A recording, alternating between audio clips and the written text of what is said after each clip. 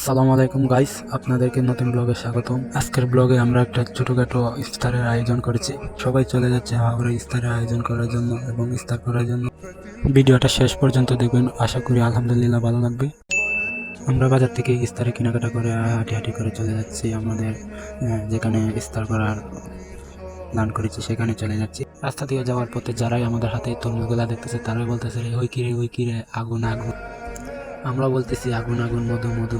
আমরা সবাই একসাথে হয়ে হাঁটা ধরালাম হাওরের দিকে। আমরা আজকে প্ল্যান করেছি যে হাওরে ইফতার করবো। আমরা প্রায় অনেক সময় ধরে হাঁটতেছি, সবাই সারি সারি হয়ে হাঁটা ধরেছি ভিডিও বানানোর জন্য।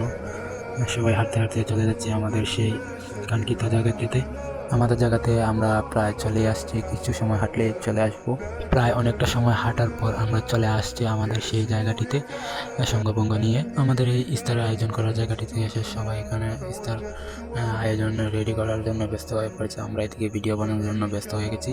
আর এদিকে এক ভাই বালতিতে পানি ঢালতেছে শরবত বানানোর জন্য, আর এদিকে আরেক ভাই আপেল কাটতেছে, আর এদিকে এ ভাই পানিতে আর দুধ ঢালতেছে শরবত বানানোর জন্য, আর এদিকে এ ভাই আপেল কাটতেছে।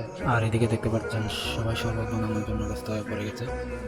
এদিকে এক ভাই বিরিয়ানির প্যাকেট বাড়তেছে, সে চারিদিক থেকে ঘুরে ঘুরে সুন্দর করে বিরিয়ানির প্যাকেটগুলো বাড়তেছে। বিরিয়ানির প্যাকেট বাটার পর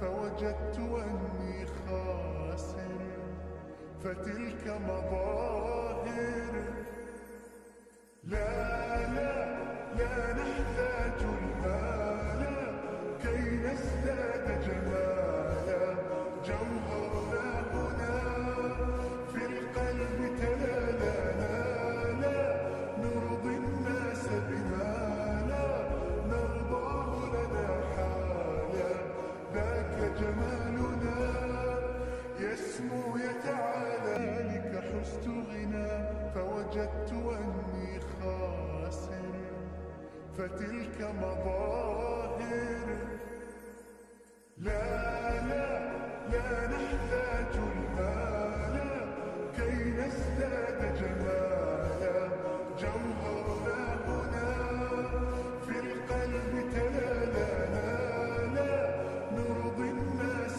بما لا نرضاه لنا حالا ذاك جمالنا يسمو يتعالى لك حزت غنى فوجدت أني خاسر فتلك مظاهر لا لا لا نحتاج المال كي نزداد جمالا جوهرنا هنا في القلب تلالا لا نرضي الناس بما لا نرضاه لنا حالا ذاك جمالنا يسمو يتعالى لك حزت غنى فوجدت أني خاسر فتلك ভিডিওটা যদি ভালো লাগে থাকে অবশ্যই ছোট ভাই হিসাবে মনে করে চ্যানেলটা সাবস্ক্রাইব করে পাশে থাকবেন, বেল আইকন বাজিয়ে অল সিলেক্ট করে রাখবেন।